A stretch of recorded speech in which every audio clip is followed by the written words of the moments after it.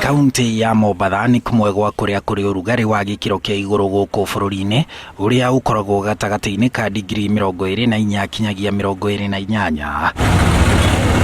Makiria ma mathaa 9 o muthenya guku Mombasa gukoragwo na riua ihiu, andu aingi guku magikara na inyatha na nguo itekumanyita ni undu wa urugari.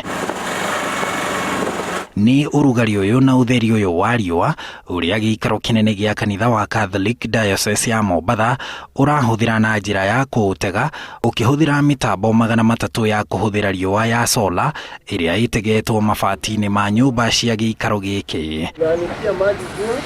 Hinya uyu wategwo na mitambo ya solar ucokaga gutumwo mitambo-ini ya kugarura na kutua hinya ta wa thitima uria ucokaga gutumwo mitambo-ini ingi iria iugayanagia na kutuma mitambo-ini ngurani ya kuhuthika.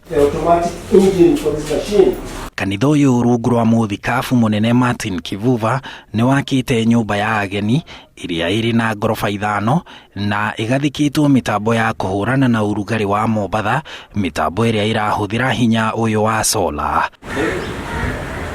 Niguo kwambata ngorofa o yothe kana guikuruka nyumba-ini ino ukubatara kuhuthira mutambo wa kirini uria urahuthira o hinya ucio wa solar. Nyumba cia toro cia nyumba ino irahuthira ngirobu iria irahuthira hinya o ucio, mitambo ya gwithamba, mitambo ya kuhurana na urugari thiini wa nyumba ici onayo ikihuthira o hinya ucio wa solar. Na ni undu wa riria kungikorwo gutari na urugari kana riua ria kuigana iguru ria nyumba ino kuri na mitambo ya guteithiriria mitambo ya solar iria imiheaga hinya wa kuruta hinya uria urabatarania. Kenya irutaga thitima muigana wa megawatt 2,250 na ifataraga megawatt 1,802 thi ng'ima ikiurio gwetha thitima na njira itarahuthira maguta ma dithuru maria kumana na ndogo ya mitambo mathukagia maria maturigiceirie. Mitambo ino ya solar ya kanitha ino iraruta thitima megawatt 9,000 na gukinyiria riu no megawatt 2,000 irahuthika.